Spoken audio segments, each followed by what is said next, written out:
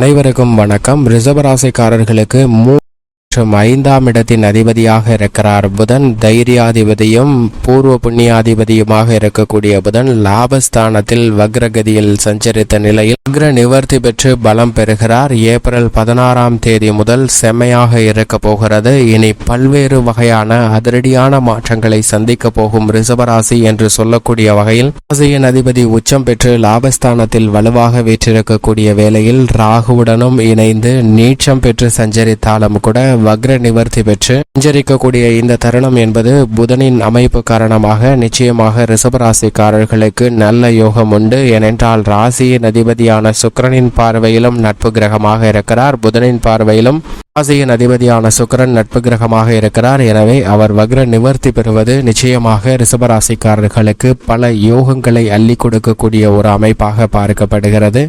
பொதுவாக புதனை பொறுத்த வரைக்கும் நவகிரகங்களிலே கல்விக்கு அதிபதியாகவும் வித்தைக்கு அதிபதியாகவும் பார்க்கப்படுகிறார். சுக்கிரனின் ஆதிக்கம் வித்தை சார்ந்த விஷயங்களில் நிறைந்து இருந்தாலும் கூட புதனினுடைய ஆதிக்கமும் மிக வலுவாக இருந்தால் மட்டும்தான் பல்வேறு வகையான வித்தைகள் உள்ளிட்ட பல திறமைகளை பெறுவதற்கான யோகம் நிச்சயமாக கிடைக்கும் என்பதை தெளிவாக உறுதிப்படுத்துகிறவர் புதன். அப்படிப்பட்டவர் சூரியனுக்கு மிக அருகாமையில் இருக்கக்கூடிய கிரகமாகவும் ஒளி பொருந்திய கிரகமாகவும் பார்க்கப்படுகிறார். மனித வாழ்வில் ஏற்படக்கூடிய சிரமங்கள், சிக்கல்கள், தொல்லைகள், தொந்தரவுகள், மிக கடினமான சவால் நிறைந்த காரியங்கள் அனைத்தையும் தான் கொடுக்கக்கூடிய அறிவாற்றலை பயன்படுத்தி அவற்றிலிருந்து வெளிவருவதற்கான நல்ல வாய்ப்பையும் சந்தர்ப்பத்தையும் உருவாக்கி கொடுக்கக்கூடிய சக்தி வாய்ந்தவராக பார்க்கக்கூடியவர் தான் புதன். அப்படிப்பட்டவர் காலச்சக்கரத்தில் நட்பை கொண்டாடக்கூடியவராக பார்க்கப்படுகிறார். ஏனென்றால் புதனின் பார்வையில் பகை கிரகம் என்றால் அது சந்திரன் ஒருவர் மட்டும்தான். ஆனால் சந்திரனின் பார்வையிலும் புதன் சமகிரகமாக இருக்கிறார். எனவேதான் நட்பை கொண்டாடக்கூடிய ஒரு கிரகமாக திகழக்கூடியவராக புதன் பார்க்கப்படுகிறார். ஏனென்றால் நவ கிரகங்களிலே ஒரே ஒரு பகை கிரகம் மட்டும் கொண்டவர் புதன் மட்டும்தான். புதனை தவிர வேறு எந்த கிரகத்திற்கும் பகை கிரகம் என்றால் ஒன்றிற்கு மேற்பட்டுதான் இருக்கிறதை தவிர ஒன்றிற்கு குறைவாக இல்லை என்பதை அவர் தெளிவாக உறுதிப்படுத்துகிறார். எனவேதான் நட்பை கொண்டாடக்கூடியவராக புதன் பார்க்கப்படுகிறாருங்க. மனித வாழ்வில் மிக பெரிய அளவில் செல்வத்தை சேர்ப்பதை விட புதன் கொடுக்கக்கூடிய அறிவாற்றலை சேர்ப்பதன் மூலமாக செல்வ செழிப்பை தாமே உருவாக்கி கொள்ளக்கூடிய யோகத்தை நிறைந்து கொடுக்கக்கூடிய சக்தி வாய்ந்தவராக இருப்பவர் புதன் மட்டும்தான். என்றால் மனித வாழ்வில் மனிதர்களிடம் இருக்கக்கூடிய அனைத்து விதமான சொத்துக்களையோ உடைமைகளையோ பறித்து கொள்வதற்கோ களவாடுவதற்கோ அல்லது ஏமாற்றுவதற்கோ வாய்ப்புகளும் சந்தர்ப்பங்களும் நிறைந்து கிடைக்கும். அதுபோன்ற சூழ்நிலையில அனைத்தையும் இழப்பதற்கான ஒரு சூழல் ஏற்பட்டாலும் புதன் கொடுக்கக்கூடிய அறிவாற்றல் என்பது யாராலும் கவர முடியாத ஒரு தனித்திறமையாக பார்க்கப்படுகிறது. எனவே புதன் கொடுக்கக்கூடிய அறிவாற்றலை சரியாக பயன்படுத்தி கொண்டால் நிச்சயமாக எவ்வளவு இழந்தாலும் அவற்றை மீண்டும் வலுவாக பெறுவதற்கான யோகத்தை கொடுக்கக்கூடிய சக்தி வாய்ந்தவராக இருப்பவர் புதன் மட்டும்தான். அப்படிப்பட்டவர் மிக வலுவாக ஒருவருடைய ஜாதக அமைப்பில் சஞ்சரிக்கும் போது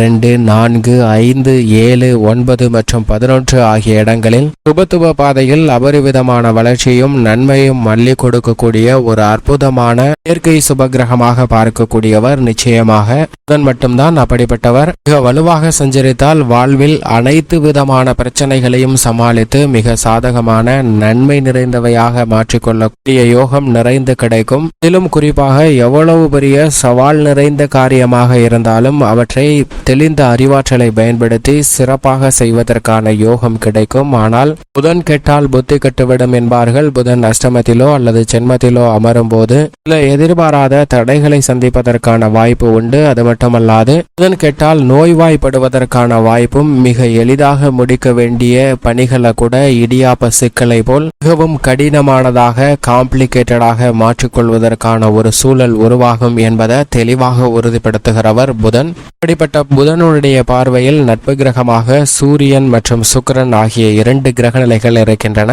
சம கிரகங்களாக சனி, ராகு, கேது, குரு, செவ்வாய் ஆகிய கிரக நிலைகளை சமகிரகமாக பார்க்கிறாருங்க புதன். இதில் சனியை நவகிரகமாக புதன் பார்த்தாலும் சனி புதனை நட்பு கிரகமாக பார்க்கிறார். குரு செவ்வாய் ஆகிய 2 கிரக நிலைகளும் புதனை பகை கிரகமாக பார்க்கின்றன.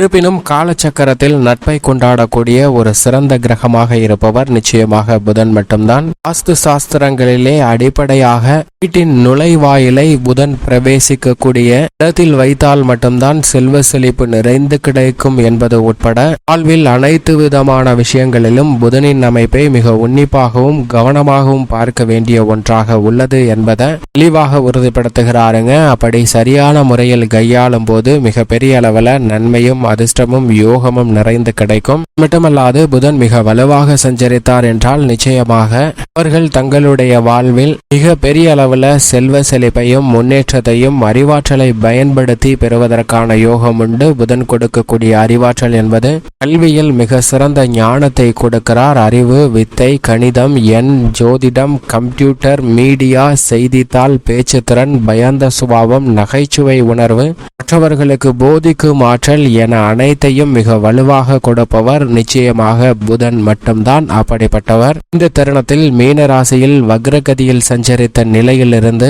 வக்ர நிவர்த்தி பெற போகிறாருங்க. எனவே இனி செம்மையான மாற்றங்கள் என்று சொல்லக்கூடிய வகையில் பல மாறுதல்களை சந்திப்பதற்கான வாய்ப்பு நிச்சயமாக உண்டு. ஏனென்றால் புதன் இப்போது மீன ராசியில் நீச்சம் பெற்று இருந்தாலும் கூட வலுவிழந்திருந்தாலும் கூட மேலும் வலுவிழந்த சூழ்நிலைக்கு வக்ரகதியில் சென்ற நிலையில் மாற்றம் ஏற்பட்டு சுபத்துப பாதையில் மீண்டும் பயணிக்க ஆரம்பித்துள்ளார். எனவே இந்த தருணம் என்பது ஏப்ரல் மாதம் 16ஆம் தேதிக்கு பிறகு நல்ல பல வாய்ப்புகளையும் முன்னேற்றத்தையும் அள்ளி கொடுக்கக்கூடிய ஒரு அற்புதமான தருணமாக பார்க்கப்படுகிறது. இப்படிப்பட்ட சூழ்நிலையில் புதனின் அமைப்பு இருக்க மற்ற பணிகள் நிகழ்வுகளில் சந்திக்க போகும் அதிரடியான மாற்றங்கள் என்ன என்பதை சற்று விரிவாக பார்க்கலாம்.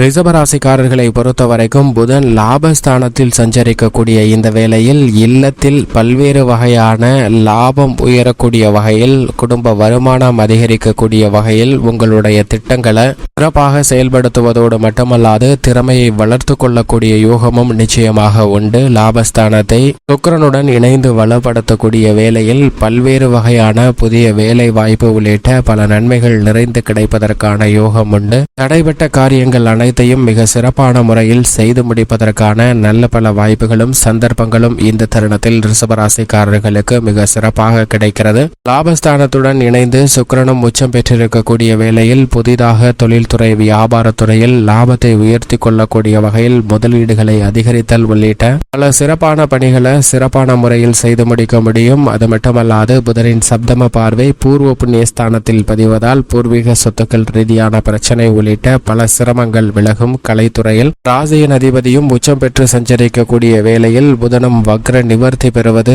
பலம் பெறுவது வரவேற்கத்தக்க ஒரு அமைப்பாக பார்க்கப்படுகிறது. எனவே உங்களுடைய படைப்புகளுக்கு மக்கள் மத்தியில் செல்வாக்கு அதிகரிக்கும். திட்டமிட்டபடியே அனைத்து விதமான பணிகளையும் கனகச்சிதமாக செய்து முடிக்கக்கூடிய யோகம் இந்த தருணத்தில் நிறைந்து கிடைக்கிறது என்பதை புதன் உறுதிப்படுத்துகிறார். அரசியல் சார்ந்த பணிகளிலும் வெற்றி வாய்ப்பு நிறைந்து கிடைப்பதற்கான யோகம் உருவாகக்கூடிய ஒரு தருணமாக பார்க்கப்படுகிறது. மாணவ மாணவியரின் கல்வியில் சிறந்த முன்னேற்றத்தை வக்ர நிவர்த்தி பெறக்கூடிய புதன் ஏற்படுத்தி கொடுக்க போகிறாருங்க. எனவே கிரகிக்கும் தன்மை என்பது அதிகரிக்கும். ஞாபக சக்தி பல மடங்கு உயர்வதால் கல்வி சார்ந்த விஷயங்கள் மட்டுமல்ல அனைத்திலும் சிறப்பான உச்சம் பெறுவதற்கான யோகம் நிறைந்து கிடைக்கிறது. விவசாயம் சார்ந்த பணிகளில் லாபம் அதிகரிக்கக்கூடிய வகையில் உங்களுடைய திறமைக்கு கடின உழைப்பிற்கு நல்ல விளைச்சலும் வருமானமும் கிடைக்கும். பெண்மணிகளை பொறுத்த வரைக்கும் எந்த ஒரு காரியத்தை கையில் எடுத்தாலும் அவற்றை மகிழ்ச்சி என்ற லாபத்துடன் செய்து முடிப்பதற்கான யோகம் நிச்சயமாக கிடைக்கிறது. தடைகள் தாமதங்கள் அத்தனையும் தகர்த்தெறிந்து பெண்மணிகள் முன்னேற்றத்தின் உச்சத்தை அடைவதற்கான யோகம் நிச்சயமாக உண்டு. மேலும் இந்த தருணத்தை ரிஷபராசிக்காரர்கள் மிக சிறந்த மகிழ்ச்சிகரமான தருணமாக மாற்றிக்கொள்வது வேண்டும் என்றால் நிச்சயமாக ரிஷபராசிக்காரர்கள் வாரத்தில் புதன்கிழமை விரதமிருந்து அருகாமையில் உள்ள லட்சுமி நரசிம்மர் ஆலயம் சென்று தீபம் ஏற்றி வழிபாடு செய்யுங்கள். நல்ல பலனும் முன்னேற்றமும் தங்களுடைய வாழ்வில் இனிதாக கிடைக்கும்.